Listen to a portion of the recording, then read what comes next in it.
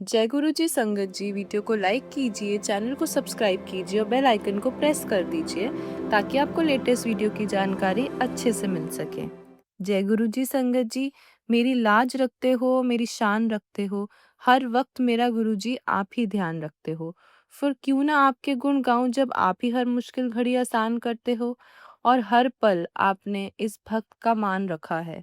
जी हाँ संगत जी, ऐसे ही गुरुजी ने गुड़गांव की साबरवर आंटी की रक्षा की, जिन्हें गुरुजी ने हर पल उनके और पूरे परिवार को ब्लेस किया।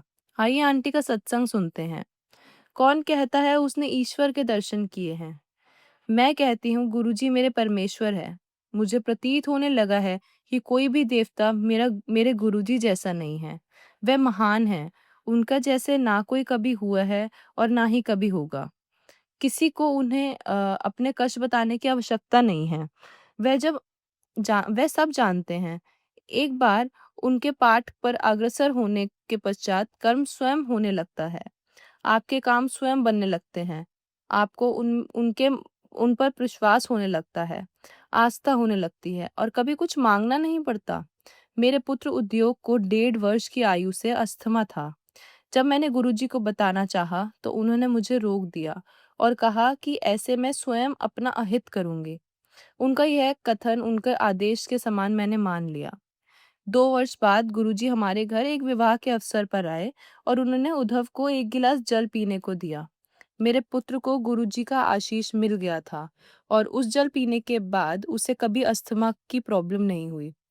उससे उसे मानो अभूतपूर्व सुधार हुआ। उसकी लंबाई बढ़ गई और उसका वजन भी बढ़ने लगा और अब वह एक सक्रिय बालक हो गया। मेरे पति को भी दमा था। जब वो गुरुजी से पहली बार मिले तो गुरुजी ने कहा कि वे अत्यंत अंधविश्वासी हैं। उनके इस कथन के साथ ही उनकी आधी समस्याएं तो तुरंत ही समाप्त हो गई। गुरुजी ने उनको तांबे के लोटे से जल पीने को कहा और शीघ्र ही उनका अस्थमा भी ठीक हो गया। मुझे गुरु कृपा प्राप्त हुई। मेरी आंखों में कैटरैक्ट था और डॉक्टर ने उसे नॉर्मल सर्जरी से निकालने का सुझाव दिया था, पर मैं भयभीत थी। एक बार गुरुवार के दिन गुरुजी ने मुझे बहुत ध्यान से देखा। वह मुझे कॉन्टिन्यूअसली देखे जा रहे थे। मुझे पता था कि उनकी इस प्रकार देखने का कारण क्या होगा। अगले दिन सुबह मेरी आँख बिल्कुल सामान्य थी। गुरुजी ने केवल अपनी दृष्टि मार्ग से ही चमत्कार कर दिया। जिस प्रकार शब्दों से हम बयां भी नहीं कर सकते, गुरुजी ने उस प्रकार के चमत्कार दिखाए। ऐसे ही 5 वर्ष पूर्व मेरे ससुर का को हृदय का दौरा पड़ा था। उन्हें मलेरकोटला के हृदय रोग संस्थान में ले जाया गया, जहां उनकी एंजियोप्लास्टी होनी थी। गुरुजी ने कहा कल्याण हो गया और उसके बाद सब कुछ ठीक हो गया। सब कुछ सामान्य हो गया। जब वो हॉस्पिटल से छुट्टी लेकर घर लौट रहे थे तो हृदय रोगी विशेषज्ञ ने उन्हें बताया कि उनकी हार्ट की आगे वाली आर्टरी कुछ क्षतिग्रस्त है और उसमें कोई सुधार संभव नहीं है।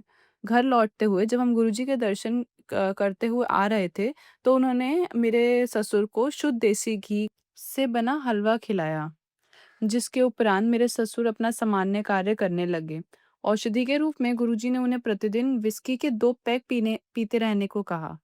3 माह के उपरांत जब उनका टीएमटी परीक्षण हुआ तो डॉक्टर ने देखा कि कि आर्टरी में रक्त प्रवाह हो रहा था, उस आर्टरी में हो रहा था जो ऑलरेडी डेड हो चुकी थी। उसमें से आसानी से ब्लड फ्लो कर रहा था। यह सब कुछ करने की क्षमता सिर्फ गुरुजी रखते हैं। उनके शब्दकोश में, उनकी डिक्शनरी में असंभव शब्द तो है ही नहीं। सिर्फ निष्ठा और धैर्य की आवश्यकता है। संगत जी, आप सभी भी परमपिता गुरुजी पर श्रद्धा, आस्था और निष्ठा बनाए रखें। जय गुरु जी, शुक्राना गुरु जी। संगत जी, अब दिल से सिर्फ यही निकलता है कि आपकी रहमत का असर दुआओं में पाया है। आई जब भी मुसीबत, आपने ही साथ निभाया है। कैसे कह दूं मालिक कि आपका और मेरा कोई रिश्ता नहीं। गिरा हुआ मेरा कोई भी अश्क हो, उसमें आपका ही चेहरा नजर आया है। जी हाँ संगत जी, ठीक ऐसे ही गुरुजी ने जलंधर के संघेरा आंटी के हर आंसू को मिटाया है। आइए आंटी जी का सत्संग सुनते हैं। संगत जी, मैं कुछ ऐसे भाग्यवानों में से हूँ जो प्रभु की उपस्थिति और कृपा पाकर धनी और कृतज्ञ हुई हूँ। इस प्रभु को हम गुरुजी के नाम से जानते हैं। गुरुजी, उनके बारे में मैं क्या ही कहूँ। वह तो सर्वोपरि हैं। वह सर्वोच्च हैं। उन्हें प्रतिदिन वर्णन करना चाहिए। जन्म से मुझे गुरुजी का मार्गदर्शन प्राप्त हुआ है। सुख-दुख में वे सदा मुझे और मेरे परिवार को आधार देते हैं। उन्होंने हमें बताए बिना ही हमारे कष्ट और कुकर्म ज्ञात हैं। ज्ञात या अज्ञात दोनों ही कुकर्मों से उन्होंने हमें मुक्त किया है। आज आपके समक्ष दयालु गुरुजी के साथ अपनी आप बीती बाँटकर मुझे अत्यंत प्रसन्नता का अनुभव हो रहा है। मुझे अब तक वह दिन याद है जब मैं जीवन के सबसे अधिक पीड़ा का अनुभव कर रही थी। मैं 15 वर्ष की थी और हम जालंधर में रहते थे। नहाते हुए अचानक मुझे पेट के निचले हिस्से में अत्यधिक दर्द हुआ। वेदना इतनी अधिक थी कि मैं खड़ी भी नहीं हो पा रही थी। मैं वहीं लेट गई और अपनी माँ को पुकारने लगी। तभी घर में सबको तुरंत गुरुजी की याद आई, जो इन दिनों पंचकुला में थे और वहीं पर संगत करते थे। हम इस दिन पंचकुला के लिए चल पड़े।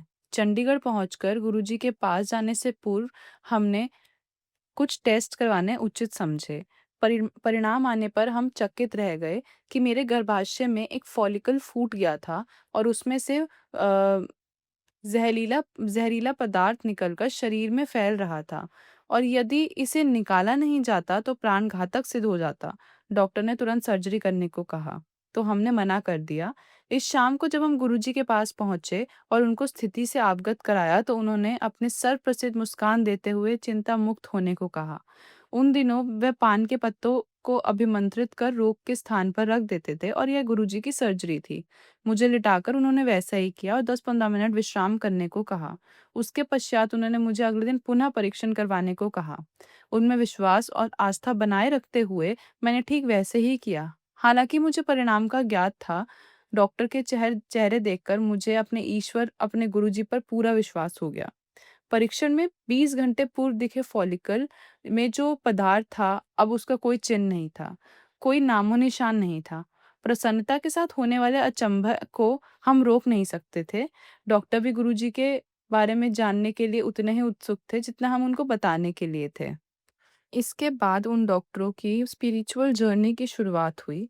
उस दिन शाम को मैं फिर से उनके पास गई जैसे सर्वविदित है। उनको सब कुछ भी बताने की ज़रूरत नहीं थी, उन्हें सब कुछ ज्ञान था। उन्हें अपने कृतज्ञता प्रकट करने के लिए मैं उनके पास गई थी, जिसके लिए मेरे पास शब्द ही नहीं थे, पर वह यह नहीं चाहते। गुरुजी केवल हमारा प्रेम और निस्वार्थ आस्था चाहते हैं, जिसके साथ हम परम आनंद की कठिन यात्रा पर अग्रसर होते हैं। ऐसे ही 1989 में जब मैं छोटी ही थी, मेरी दादी को हृदय का दौरा पड़ा था। वहीं लुधियाना के किसी हॉस्पिटल में उनको एडमिट किया गया। डॉक्टर से सलाह लेने के बाद उन सबका एक ही निर्णय था कि उनकी स्थिति दिन-प्रतिदिन बिगड़ रही थी और कोई उपचार संभव नहीं था। उनकी नाड़ी 160 से 190 के बीच में रहती थी, उनके फेफड़ों में पानी भरता रहता था, उनकी छाती फूल गई थी और अर्धचेतना अवस्था में थे। गुरुजी इन दिनों जालंधर में संगत किया करते थे। डॉक्टर के प्रतिकूल निर्णय सुनकर मेरे पिता ने गुरुजी से बात करने का निर्णय लिया। जैसे मेरे पिता हॉस्पिटल से बाहर जा रहे थे, गुरुजी ने प्रवेश किया। ऐसे लगा जैसे वे अचानक ही आ गए हों और उनके आते ही हम सब आश्वासित हो गए कि अब सब कुछ ठीक हो जाएगा। दादी के पास जाकर उन्होंने उनकी नाड़ी को अपने हाथ में लिया। उन्होंने क्या किया इसका ज्ञात तो नहीं है, पर उनकी गति घटकर 90 हो गई। वहीं पर गुरुजी ने कुछ देर तक पाठ किया और फिर वह चले गए।